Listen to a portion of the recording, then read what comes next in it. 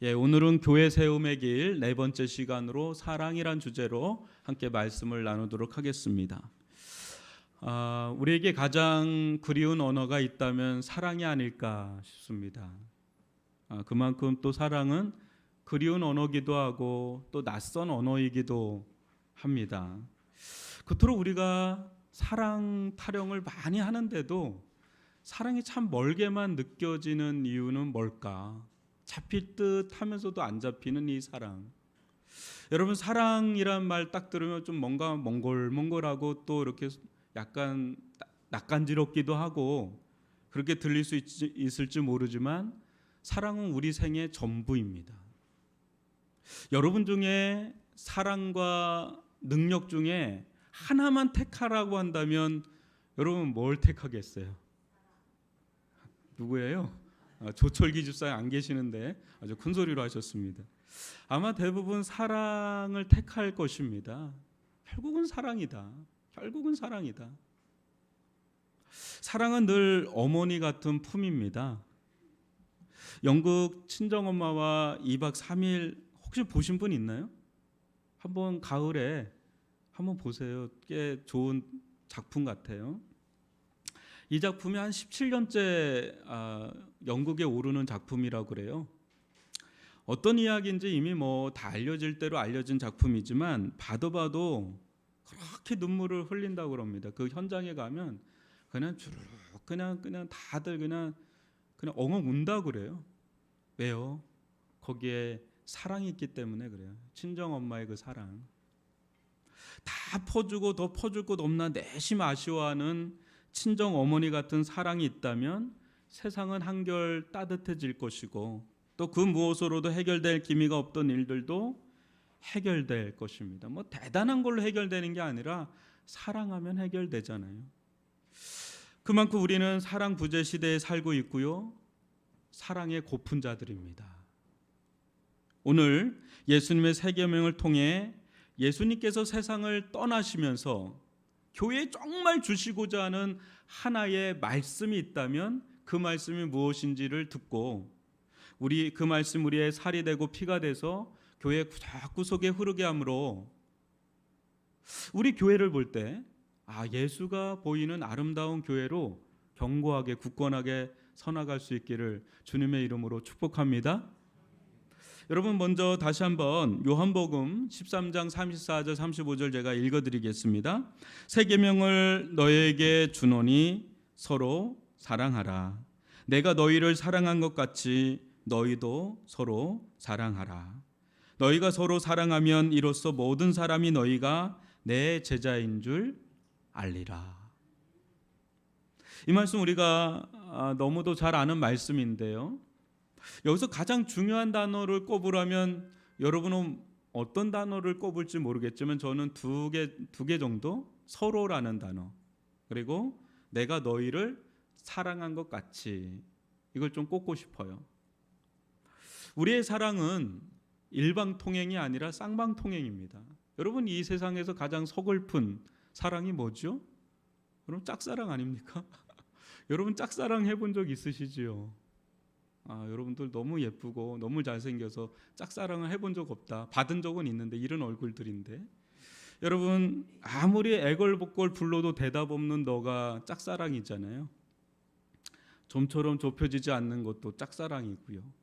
근데 서로 사랑하면 어떻죠? 만나고 여러분 묶어주고 또 연결이 됩니다. 그죠? 여러분, 사랑은 세상에서 가장 강력한 힘이에요.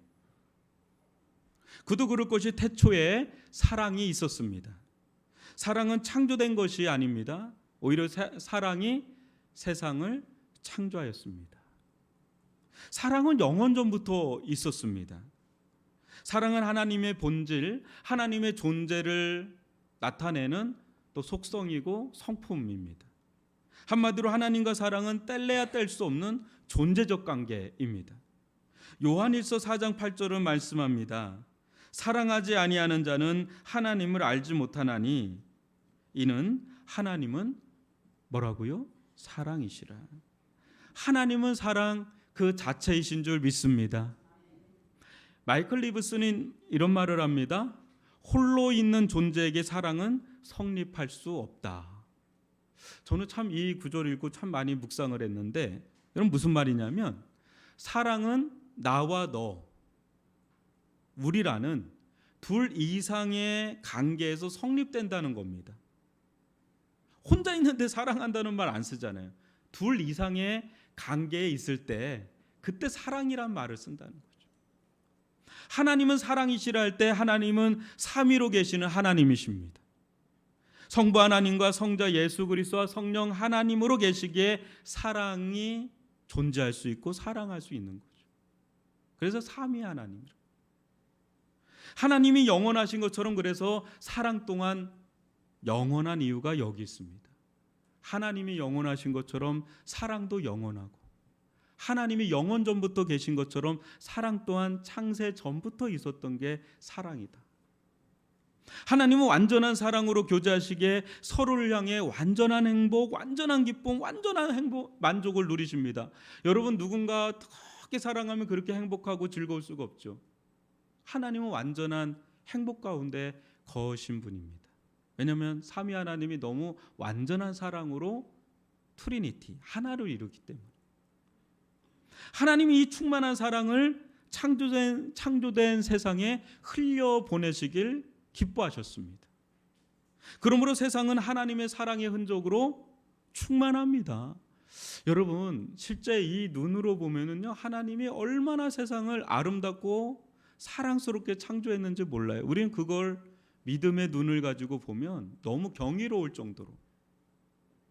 그러나 죄는 모든 것을 분리시킵니다. 여러분 죄가 들어가는 순간 다 깨지고 분열되고 분리됩니다. 그러나 사랑이 들어가는 순간 다 연결되고 하나 되고 회복되는, 여러분 사랑이 회복되는 곳마다 한번 보십시오. 찢어질 것 같은 위기의 부부도 하나가 되고요, 회복됩니다. 여러분 남북 통일도 결국은 사랑으로 하나가 될 줄 믿습니다. 뭐 이 국가를 가자 막 이런 얘기 있는데, 하나님께서 어느 한날 어느 순간에 기이한 사랑으로 우리나라 가운데 역사하시면 오랫동안 수십 년 동안 구국기도하며 기도했던 그 기도 제목을 들으셔서 남과 북을 하나로 이루게 하여 주실 줄 믿습니다. 우리는 끝까지 믿음으로 남과 북이 하나 될 수 있도록 기도할 필요가 있습니다. 하나님은 이런 사랑으로 남자 여자를 하나 되게 하셨고요, 부모와 자녀를 하나 되게 하셨고요, 너와 나 우리를 하나 되게 하셨고요, 마지막으로 하나님과 우리를 하나 되게 하셨습니다. 사랑이 결국은 하나를 이루게 한다는 거예요. 그러나 죄가 들어오면서 사랑의 거울은 산산조각 났고 저마다 깨진 유리거울처럼 서로를 향해 불완전한 사랑, 왜곡된 사랑, 굴곡진 사랑, 병든 사랑, 위험한 사랑, 변질된 사랑으로 바라보고 또 하나님도 그렇게 보게 되었습니다. 그때 깨어진 형상으로 서로를 도저히 사랑할 수 없는 처지에 놓이게 된 것이 바로 우리들입니다. 여러분 이 세상에 사랑하잖아요. 노래 들어보면 다 사랑입니다, 주제는. 근데 사랑처럼 변질되고 오류투성인 것이 없고 사랑처럼 아픔을 주는 것이 또 없습니다. 여러분 우리 다 사랑해서 결혼하지 사랑 안 하고 결혼해서 누가 있습니까? 사랑이라는 미명하에 누군가에겐 사랑이지만 어느 순간에 누군가에겐 그것이 또 지옥이 되고 치명적인 살인까지 되는 것을 보면 너무 가슴 아파요. 요즘에 여러분 데이트 폭력이 뭐 그 사건 사고가 뭐 비일비재합니다. 어느 순간 사랑이란 이름으로 폭력을 가할 때 그것이 과연 정상적인 사랑이라 할 수 있을까요? 100번이고 1000번이고 지독히 병든 이기적인 사랑일 뿐 진정한 사랑이 아니죠. 여러분 우리는 사랑에 목말라 있고 사랑을 그리워하고 정말 사랑을 고파하고 있습니다. 어디에 사랑이 있나? 하나님은 참된 사랑을 잃어버린 세상에 사랑의 빛을 비추러 이 땅 가운데 오셨습니다. 여러분 요한복음 3장 16절을 보십시오. 하나님의 세상을 이처럼 사랑하사 독생자를 주셨으니 이는 그를 믿는 자마다 멸망하지 않고 영생을 얻게 하려 하심이라. 너무나 유명한 말씀이죠. 하나님의 세상을 이처럼 사랑하사. 예수 그리스도는 하나님의 심장이요 하나님의 사랑의 계시입니다. 예수님께서 십자가에 못 박히신 그 자리는 하나님의 심장이 터져 온 세상에 구원의 핏물이 흐르는 자리입니다. 십자가에 못 박히신 예수님은 온 세상을 대낮처럼 환하게 비추는 사랑의 태양이요, 이 빛이 임하는 곳마다 살아나는 역사가 일어납니다. 세상은 이제 십자가에서 완전히 오픈된 하나님의 벌떡거리는 심장을 보게 되었습니다. 십자가에서 우리는 하나님의 벌떡벌떡거리는 심장을 보고 그 심장이 못 박혀서 터져버리는, 그래서 그 핏물이 주룩주룩 흐르지만 그것이 우리를 구원하는 구원의 사랑임을, 구원의 셈이 된다는 것을 우리는 압니다. 우리는 거기서 사랑을 보았고 사랑을 만났습니다. 우리가 그토록 만나고 싶었던 그 사랑은 십자가의 사랑입니다. 그렇게 사랑은 우리에게 다가왔고 우리에게 찾아왔습니다. 그렇다면 십자가에서 보여준 하나님의 사랑은 어떤 사랑입니까? 첫째, 하나님의 사랑은 용서하시는 사랑입니다. 삼위 하나님과의 사랑은 서로를 향해 용서할 필요 없는 완전한 거룩을 사랑하는 그런 사랑이라면, 우리를 향한 그리스도의 사랑은 거룩이라고는 조금도 찾아볼 수 없는 죄인들을 향한 사랑입니다. 그래서 삼위 하나님과의 사랑과 우리를 향한 하나님의 사랑은 조금 다릅니다. 뿌리는 같지만 나타나는 게 달라요. 여러분, 우리를 향한 하나님의 사랑은 일방적으로 다가온 외사랑입니다. 우리가 하나님을 먼저 사랑한 것이 아니요 하나님께서 우리를 선수적으로 사랑하셨습니다. 사랑받을 때, 하나님의 이 사랑을 받을 때 우리의 형편은 할 말이 없을 정도로 정말 형편이 없었습니다. 여러분, 우리가 사랑받을 때, 우리가 사랑받을 만한 자격과 조건이 될 만할 때 하나님께서 우리를 사랑하셨나요? 아니죠. 로마서 5장 6, 8, 10절은 매우 중요한 구절이죠. 우리가 아직 연약할 때 기약대로 그리스도께서 경건하지 않은 자를 위하여 죽으셨도다. 우리가 아직 죄인 되었을 때 그리스도께서 우리를 위하여 죽으심으로 하나님께서 우리에 대한 자기의 사랑을 확증하셨느니라. 곧 우리가 원수 되었을 때 그 아들의 죽으심으로 말미암아 하나님과 화목되게 되었은즉 화목하게 된 자로서는 더욱 그의 살아나심으로 말미암아 구원을 받을 것이니라. 아직 연약할 때, 아직 죄인 되었을 때, 아직 원수 되었을 때 하나님은 자신의 사랑을 우리에게 도장을 찍어주신 거죠. 여러분, 아주 조금, 사랑할 만한 구석이 아주 조금도 없을 때 오히려 역겹고 더럽고 추악이 그지없어서 하나님께서 확 쓸어버리고 싶을 그때 하나님은 이해할 수 없는 사랑으로 다가오셨고 우리를 받아주셨습니다. 그때 우리를 사랑하려면 하나님은 무엇보다 용서하셔야 했습니다. 죄를 용서받지 못한 채 하나님 품에 안기는 것은 여러분 뜨거운 마그마에 뛰어드는 것 같이 더 가망 없는 짓이에요. 하나님 너무 거룩하시기 때문에, 하나님은 너무나 공의롭기 때문에 우리가 죄가 처리되지 않은 상태로 하나님의 품에 안기는 그 순간에 우리는 불타 없어지고 말 겁니다. 그래서 하나님은 우리를 먼저 용서하시는 사랑으로 다가오셨습니다. 마치 이삭이 에서에게 갈 때 한 때 두 때를 보낸 것처럼 하나님은 먼저는 용서하는 사랑으로 우리에게 다가오셨습니다. 그러나 여러분이 아시다시피 용서의 사랑에는 뭐가 필요하죠? 희생이 필요합니다. 그것도 자신에게 막대한 피해, 아픔, 상처를 준 자를 위한 희생. 뭔가 사랑받을 자를 향한 사랑이 아니라 나에게 너무나 해코지를 하고 나에게 너무나 심한 상처를 준 자를 위한 희생. 그게 용서입니다. 천번이고 만번이고 때려 죽어도 시원찮을 자를 위한 희생. 여러분, 이것이 과연 우리가 할 수 있는 사랑일까요? 그렇게 안 한 사람도 사랑하기가 힘든데, 이렇게 나에게 상처를 주고 너무나 나를 억울하게 만들고 분통 터지게 만들고 너무너무 숨이 막힐 정도로 한이 맺힐 정도로 그렇게 해코지를 한 자를 향해서 희생하라고요? 용서하라고요? 여러분, 우리 그렇게는 못 삽니다. 여러분, 우리나라 대부분 귀신 이야기는 다 무슨 사연이 있는지 아시죠? 다 억울한 사연입니다. 한번 잘 보시면 억울하다고. 저 어렸을 때 늘 보던 게 전설의 고향인데 무서워도 보고 그랬어요. 근데 아직도 기억나는 게 내 다리 내놔요. 그 내 다리 왜 갖고 가냐고. 그 내 다리 내놔, 내 다리 내. 얼마나 무서운지 아직도 무서워요. 그거 내 다리 내놔. 여러분 기억하실 거예요. 다 들어보면 한 맺힌 사람들. 우리나라는 그래서 한이 많은 나라라고 그러잖아요. 그렇게 한이 많아요. 어떻게든지 갚아줘야 돼. 여러분, 요즘에 영화나 드라마 보면 아주 단골 주제가 있어요.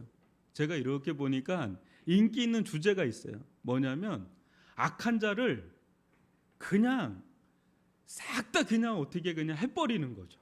벌 주는 거죠. 아주 사이다, 아주 속이 다 뻥 뚫리는 그런 거 있잖아요. 그거 보고 나면 속이 다 시원해요.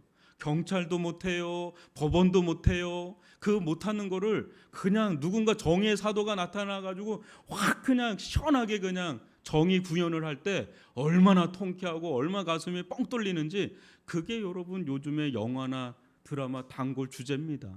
여러분 보면 속 시원하지 않습니까? 그냥 요즘에도 막 드라마 나오는데, 여러분 우리는 정의롭지 못한 사회에 아주 한멸이 느껴집니다. 공의롭지도 않고 불의가 판을 치고 막 그냥 억울한 사람들, 한 맺힌 사람들이 하나둘이 아니니까 이거 그냥 막 해버리는 사람 너무너무 사이다한 거, 너무너무 좋은 거예요. 그런데 제가 이렇게 보면서 느끼는 게 뭐냐면, 정의 구현도 좋은데 자칫 인과응보 사상에 물들지는 않을까 염려스럽습니다. 인과응보가 진리라면요, 우리 이 자리에 앉아 있을 사람이 없어요. 이에는 이, 눈에는 눈, 그거대로 하나님께서 우리를 대했다면 여기서 우리가 버틸 사람이 누가 있어요? 다 그냥 여기 천국은 물 건너 간 거죠. 여러분, 눈에는 눈, 이에는 이, 이게 인과응보인데, 이런 사상에 젖어 있는 나라가 어디냐면 이스라엘과 중동입니다. 끊임없이 이에는 이, 눈에는 눈이니까 용서가 없어요. 끊임없이 내가 한 대 주면 나는 배로 준다, 뭐 이렇게 해서 지금도 전쟁 직전에 있는 게 그쪽입니다. 여러분, 인과응보는 비복음적인 겁니다. 여러분, 복음은 뭐죠? 복음은 뭐죠? 복음은 정의 구현을 넘어서서 용서하는 게 복음입니다. 그죠? 여러분, 외눈박이 같은 이런 사랑으로는요, 이 세상에 해결될 길이 없습니다. 인과응보하잖아요. 또 다른 원수가 생기고 또 다른 화가 일어나고 또 다른 일이 일어납니다. 그게 그 고리가 끊어지지가 않습니다. 거기는 생명도 회복도 치유도 없습니다. 그러나 누군가 희생을 하고 누군가 용서의 길을 걸어갈 때 비로소 모든 저주가 끊기고 거기에 회복이 일어나고 거기에 생명이 일어나고 거기에 치유가 일어나는, 그거는 복음입니다. 그런데 여러분, 이 복음의 용서의 사랑을 할 때는 희생이 필요합니다. 이 사랑을 받을 땐 너무 좋아요. 사랑을 받을 땐 너무 좋은데 내가 사랑을 하려고 하면 이거는 내 힘으로는 안 될 정도로 너무 어려운 겁니다. 내가 죽어야 돼요. 내 상처, 내가 받은 어떤 아픔, 자기 희생 없이 우리는 누군가를 진심으로 용서할 수 없습니다. 교회가 서로 사랑하라는 예수님의 세 계명을 실천할 때, 여러분 우리는 누군가를 용서하지 않고서는 사랑한다 말할 수가 없습니다. 예수님 지금 우리에게 말씀하시잖아요. 너희가 서로 사랑하라 그러잖아요. 그건 뭐냐면 너희가 서로 용서하라는 거거든. 여러분, 지금 우리가 이렇게 모여 있지만 여기 모여 계신 여러분들이 마르틴 루터는 어떻게 표현하냐면 용서받은 죄인이라고 표현합니다. 여러분, 우리는 세상 사람들과 별거 다를 게 없어요. 그냥 다 죄인들이에요. 근데 하나 다른 게 뭐냐면 우리는 용서받은 죄인이고 세상에 있는 사람들은 다만 용서받지 못한 것뿐이에요. 그러니까 우리들은 다 허물투성이고 오류투성이고 편협하고 자기중심적인 자들이에요. 우리 여기 그런 자들이 여기 모여 있는 겁니다. 그렇기 때문에 이 교회에서 사랑을 한다 그럴 때는 첫 번째는 거기에는 용서가 필요해요. 왜냐하면 우리는 죄인들끼리 여기 모여 있기 때문에. 여기 여러분 용서가 필요 없을 정도 대단한 사람이 여기 있나요? 아, 목사님 저는 용서가 필요 없을 정도로 대단합니다, 이렇게 말할 수 있는 사람이 여기 한 사람이라도 있을까요?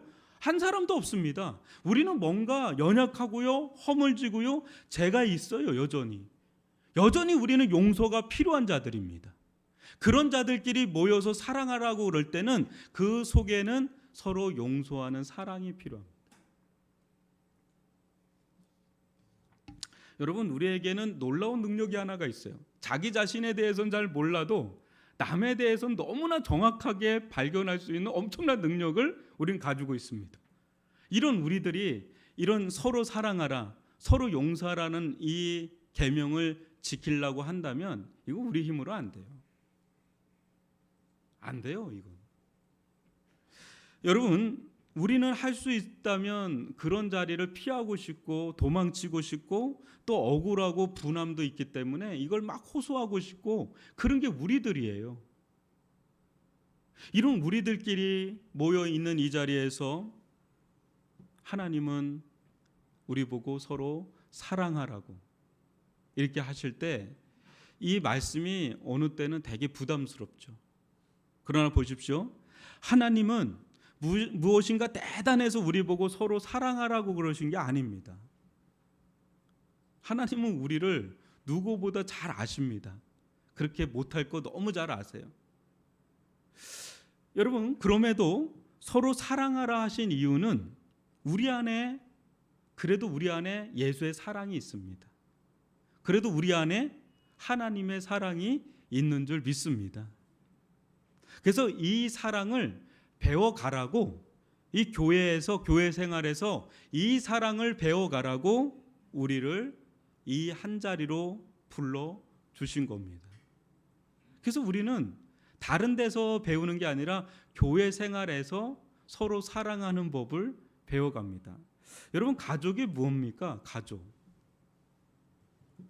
가족은 여러분 못나도 가족이고 잘나도 가족이고, 가족끼리 할 말 다 하고 살면 여러분 못 삽니다.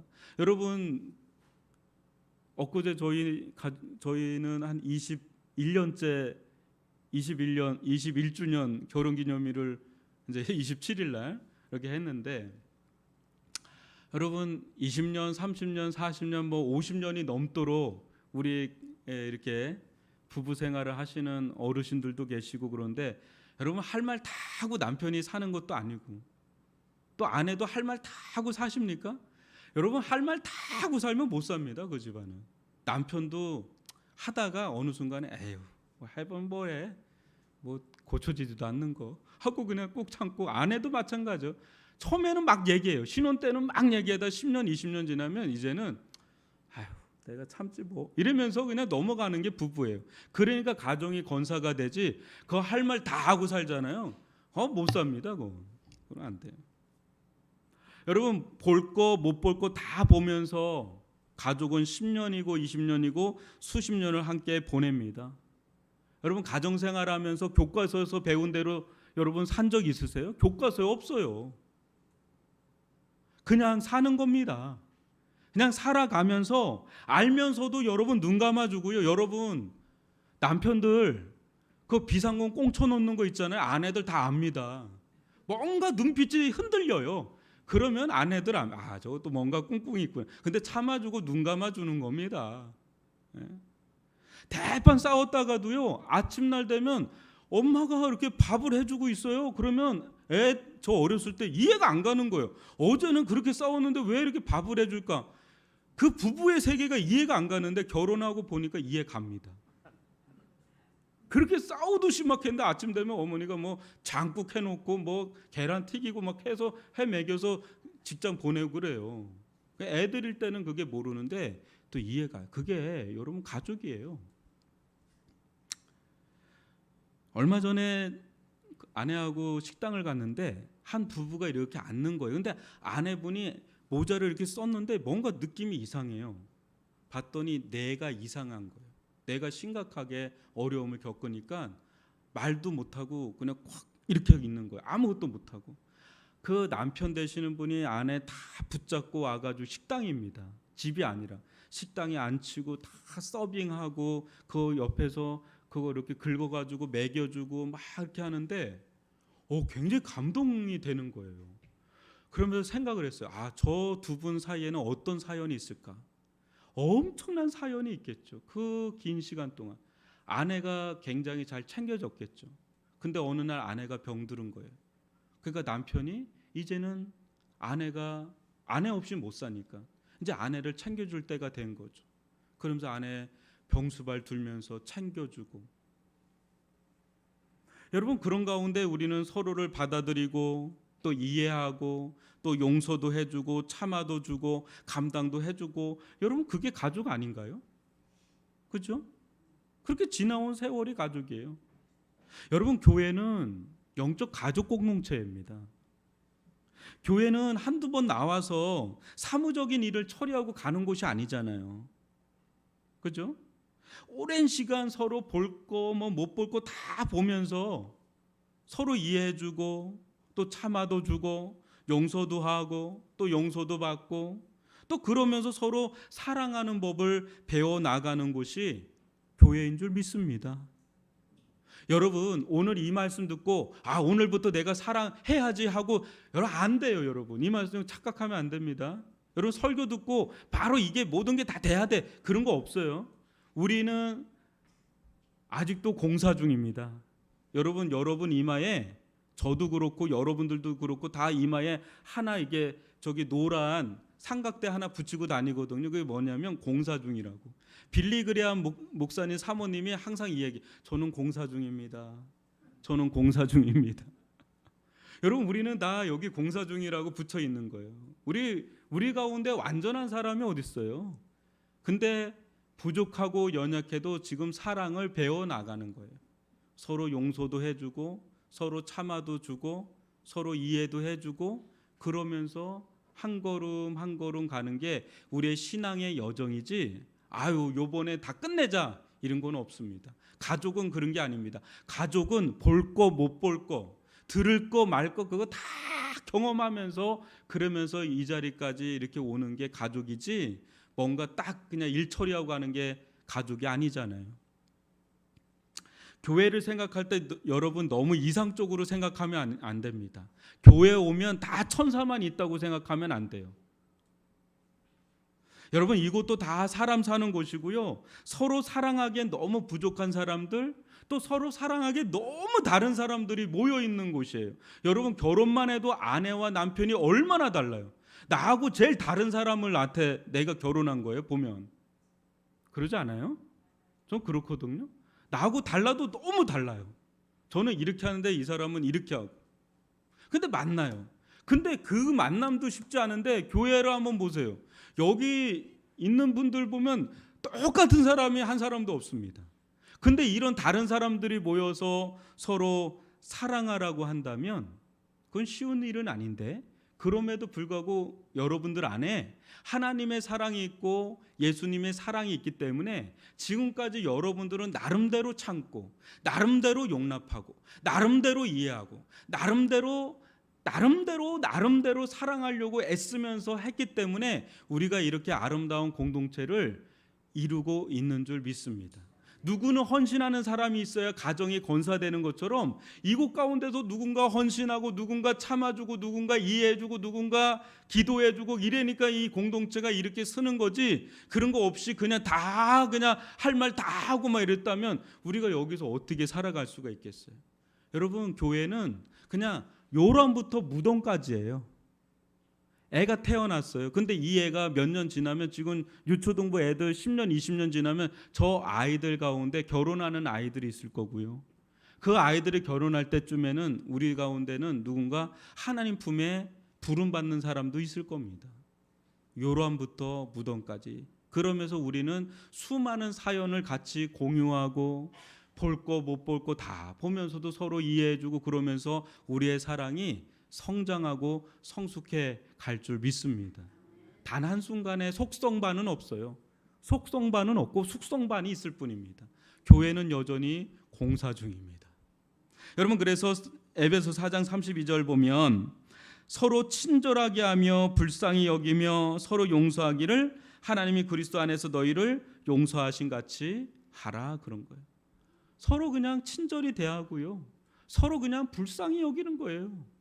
여러분, 세상에서 위로받지 못한 사람들 여기 와서 위로받아야 되잖아요. 그러니까 불쌍히 여기는 거예요. 그래서 서로 용서해주고, 또 베드로전서 4장 8절 보면 무엇보다 뜨겁게 서로 사랑할지니 사랑은 허다한 죄를 덮느니라. 여러분, 누군가의 부족한 점, 누군가의 연약한 점이 보인다면 그냥 덮어주는 거예요. 그냥 덮어주는 거예요. 여러분, 지혜로운 게 뭔지 아십니까? 들어도 듣지 않는 것처럼, 들리지 않는 것처럼, 보아도 보지 않는 것처럼 눈 한번 질끈 감아주고 귀 한번 닫고 입 한번 닫는 것이 어느 때는 위대한 어떤 일보다 더 위대한 일인 줄 믿습니다. 야, 누가 몰라서 그러나? 내 성깔 다 드러내면 거기서 무슨 사랑이 꽃이 피겠어요. 근데 눈 한번 질끈 감아주고 귀 한번 닫아주고 입 한번 닫아주고, 그러면서 내가 할 수 있는 한 최선을 다해서 참아주고 인내해주고 품어주고 감당해주고 덮어주고, 그렇게 할 때 그곳에 하나님의 사랑이 깃들고 예수님의 용서의 사랑이 깃들고, 그런 교회는 하나님 안에서 아름답고 든든하게 세워져 갈 줄 믿습니다. 여러분, 이 세상에서 엄청난 일을 하려고 하지 마세요. 그런 일을 하나님이 시킬 때는 하는데, 진짜 위대하고 큰 일은 내 옆에 있는 사람을 사랑하는 것, 그것이 가장 위대한 일인 줄 믿습니다. 이런 은혜를 누릴 수 있기를 주님의 이름으로 축복합니다. 둘째, 하나님의 사랑은 끝까지 감당하시는 사랑입니다. 하나님은 우리를 용서할 뿐 아니라 한 번 택한 자를 도중에 버리지 않으시고 끝까지 사랑하십니다. 여러분, 하나님께서 우리를 구원하고, 야, 너 구원했는데 이 정도는 돼야 되는 거 아니야? 이 정도는 돼야 되는 거 아니야? 실적이 너무 떨어져. 도중 하차. 이런 게 없어요. 하나님은 한 번 택하시면 끝까지 사랑하시고 끝까지 감당하시는 줄 믿습니다. 그래서 우리 한 사람 한 사람들을 하나님 나라에 들어가기까지 우리를 끝까지 감당해 가시고 사랑하시는 분이 하나님이신 줄 믿습니다. 요한복음 13장 1절 보니까 유월절 전에 예수께서 자기가 세상을 떠나 아버지께로 돌아가실 때가 이른 줄 아시고 세상에 있는 자기 사람들을 사랑하시되, 어떻게 해요? 한 번이요? 아니요. 끝까지 사랑하시. 끝까지 사랑한다. 끝까지 사랑한다는 말은 끝까지 책임진다, 끝까지 감당한다는 말의 다름 아닙니다. 여러분, 사랑은 매우 낭만적이고 달콤한 말처럼 들리지만 실상은 매우 피비린내 나는 말이에요. 여러분, 젊은 20대가 모여가지고 만나가지고 특히 사랑하는 그 사랑이, 그 사랑도 사랑이죠. 그죠? 막 가슴 설레고 막 그냥 데이트할 여자친구가 부산에 있으면 막 달려가고, 근데 결혼하고가 안 되거든요. 얼른 와, 그냥 알아서 KTX 타고 뭐 이렇게 얘기합니다. 근데 여러분, 누군가를 사랑하고 계십니까? 다 사랑하고 계시잖아요. 그죠? 잠시 잠깐 사랑하는 건 누구나 다 합니다. 그러나 누군가를 계속해서 사랑한다, 누군가를 지속해서 사랑하신다면 여러분은 수많은 것을 참고 인내하고 감당하고 있을 것이 분명합니다. 그게 남편이 됐던 아내가 됐던 자녀가 됐던 여러분들은 엄청 참고 인내하고 또 감당하고 있는 게 많을 것입니다.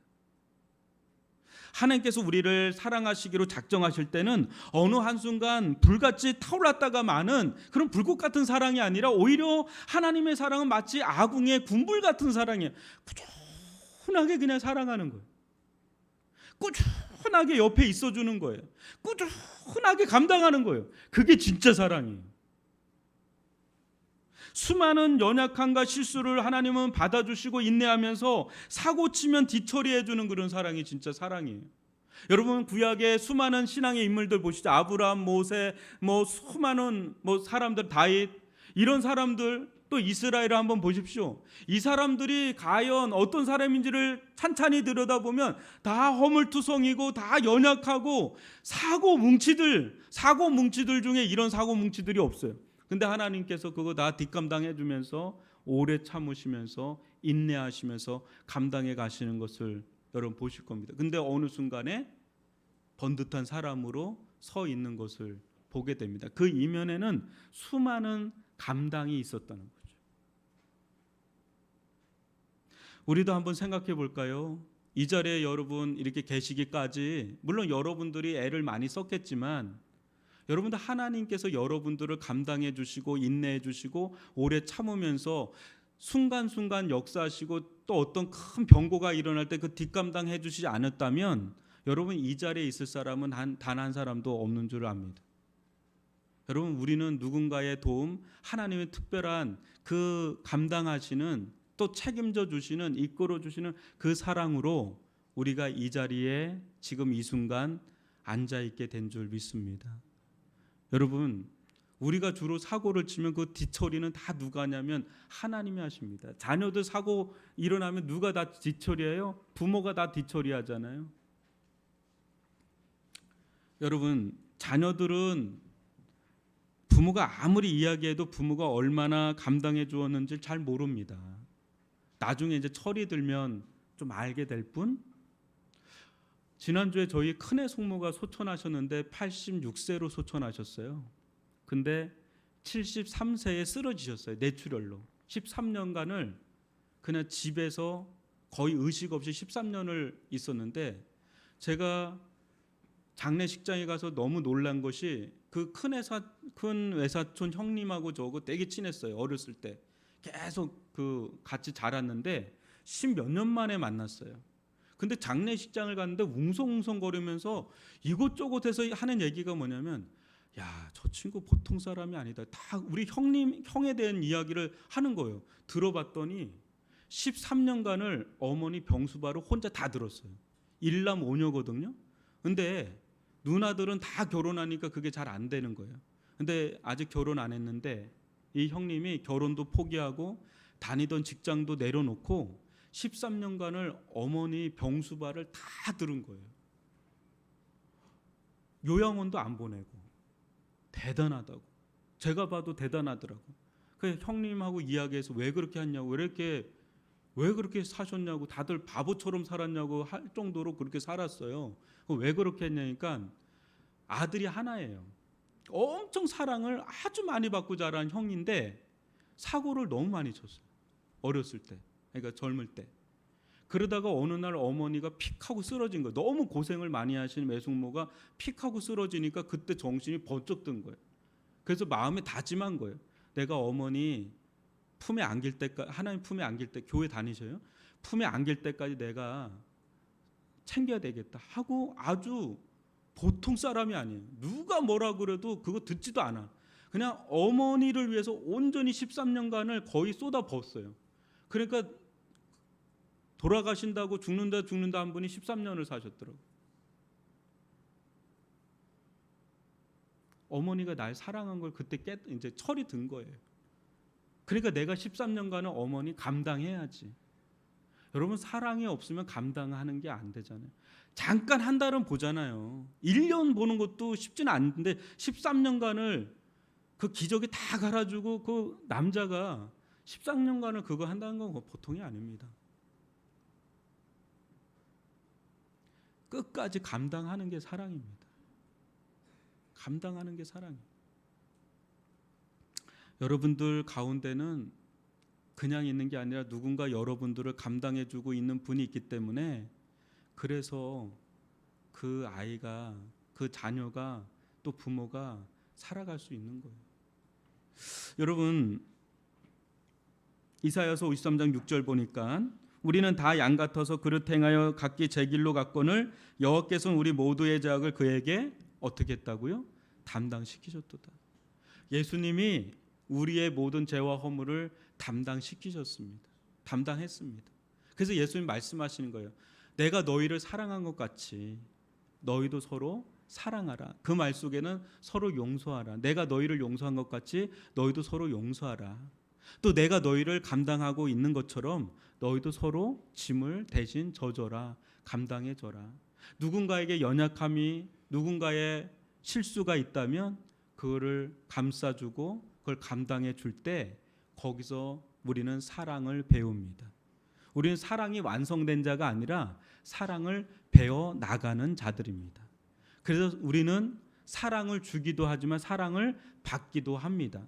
내가 누군가를 책임져 주고 누군가를 감당하지만 나도 누군가에게 감당을 받을 때 그 힘으로 또 나도 누군가를 섬길 수가 있는 겁니다. 교회는 서로 사랑하는 공동체인 줄 믿습니다.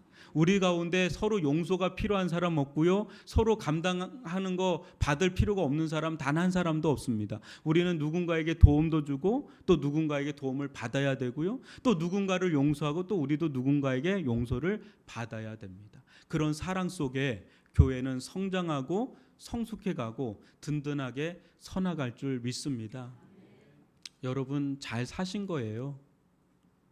이 시간까지 이렇게 사시는 거는 여러분 정말 존경받을 정도로 잘 사신 겁니다. 특히 우리 어르신들은 정말 잘 사신 거예요. 많이 감당하면서 여지껏 우리 자녀들 챙기면서 계속 붙어서 평생을 자녀에게 붙어서 사시는 어르신들도 있거든요. 우리 교회 대단한 사랑입니다. 거기서 실은 하나님의 사랑을 배워가는 겁니다. 하나님의 사랑은 냄비 뚜껑 같은 사랑이 아니에요. 꾸준하게 진득하게 있는 듯 없는 듯 군불 떼는 그런 사랑이 진짜 하나님의 사랑입니다. 이런 사랑으로 여러분 옆에 계신 분들 오늘도 내가 감당해야지 하고 가시는 그 사랑이 진짜 사랑입니다. 이런 은혜를 누리시는 저와 여러분이 되기를 주님의 이름으로 축복합니다.